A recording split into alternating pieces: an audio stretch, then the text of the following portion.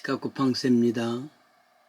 지금 여러분 세계에서 제일 1등 부자 누군가 하면 답을 하실 수 있겠죠.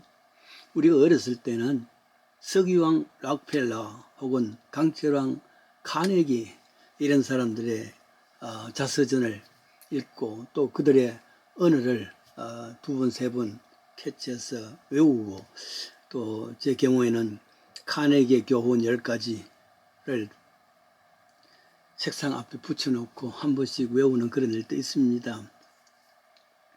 그러나 지금은 또 다 지나갔죠. 거의 매달 최고의 부자의 순서가 바뀌어주고 그럽니다. 지난 3월에는 2024년입니다만은 그 보고된 순서에 보면은 아마존 유통업계 창시자 제프 베조스라는 사람이죠. 제프 베조스라는 사람이 최고의 부자로 나와 있습니다.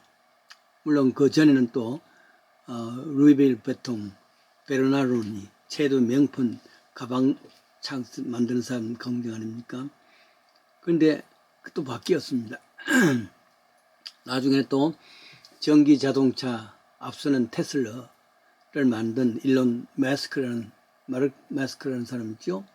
이런 사람이 또 이름을 올렸다가 혹은 마이크로소프트를 창업했던 빌 게이츠의 이름도 한 번씩 드러나기도 합니다. 한국의 삼성 이재용 회장은 아마 200명 안에 그 순서가 들어있을 겁니다. 세계 최고의 부자가 되는 제프 베조스의 자산이 2,000억 달러입니다. 우리는 상상도 못합니다. 나중에 카운트를 해보시면 입이 다물지 않습니다. 베조스는 프린스턴 대학을 물리학과를 입학했다가 컴퓨터로 바꾸었습니다. 컴퓨터 학과로. 그렇게 해서 많은 부를 이루었습니다. 근데 저는 이러한 부자들의 이야기를 하려는 것이 아닙니다. 얼마 전 이 최고의 부자가 되는 제프 베조스죠. 베조스의 아내였던, 지금은 이제 이혼을 했습니다. 아내였던 5년 전에 이혼을 했었지요. 맥킨지 스캇이라는 여자에 대한 이야기를 하려는 겁니다. 맥킨지 스캇은 샌프란시스코 한 부유한 가정에서 태어났지만은 잘 살다가 보면 고교 시절에 아버지가 사업에 파산이 돼서 가스가 기웁니다. 그 가운데 프린스턴 대학을 다닐 때는 그래서 아르바이트를 하면서 학자금을 충당했었죠. 1992년에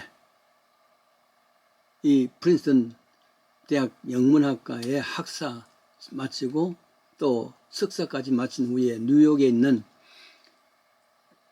헤지펀드라 그럽니다. 헤지펀드라는 곳은 최소한의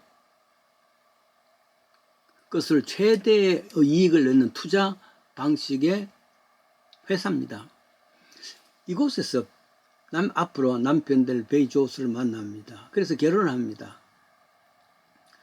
그때 베조스는 그 차고에서 처음 온라인 책 판매를 시작합니다.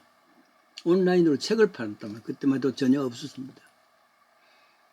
이에 스캇은 남편을 위해서 직접 볼보 차를 운전하면서 곳곳에 다니면서 책을 소개하면서 아마존 회사를 같이 키워봅니다.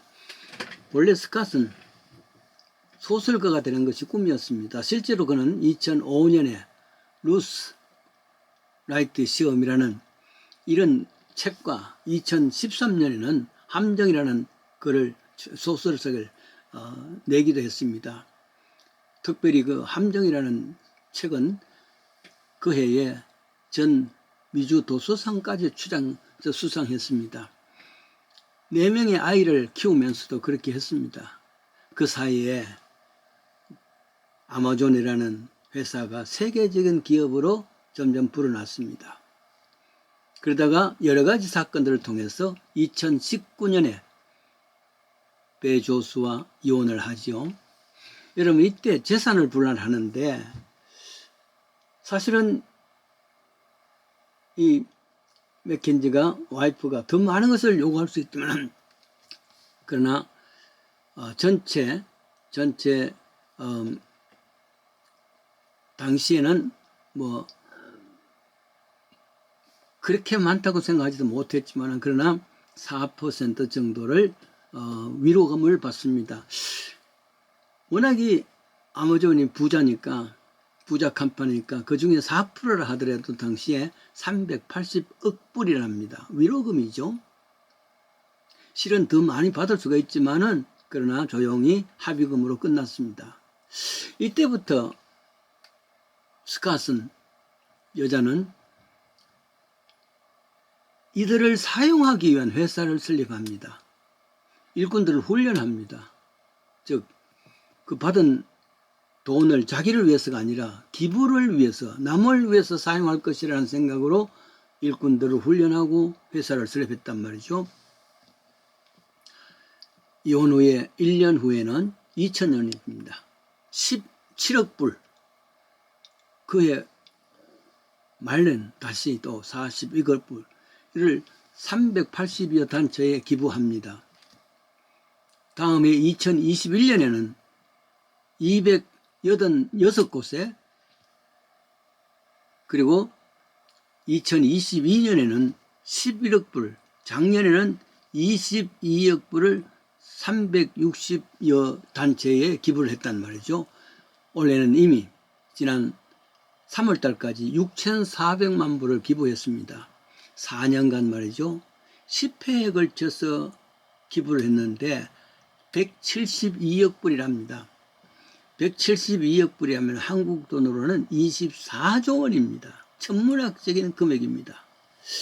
그렇게 하면은 몇 년 후에 가서 받은 위로금이 다 바닥날 거 아니냐, 염려 마십시오.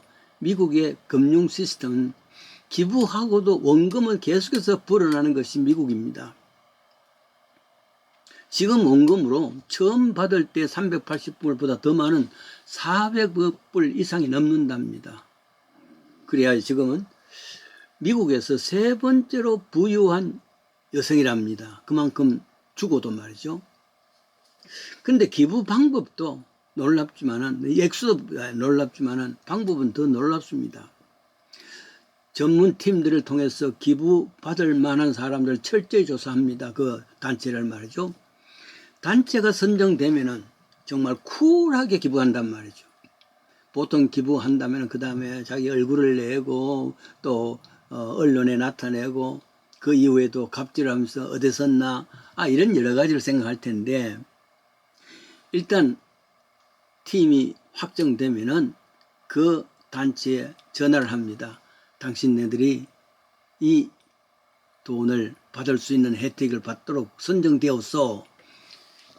연락 후에 놀랍고 감격할 때쯤 이미 그에게 수표가 혜택자의 은행 어카운트에 들어옵니다.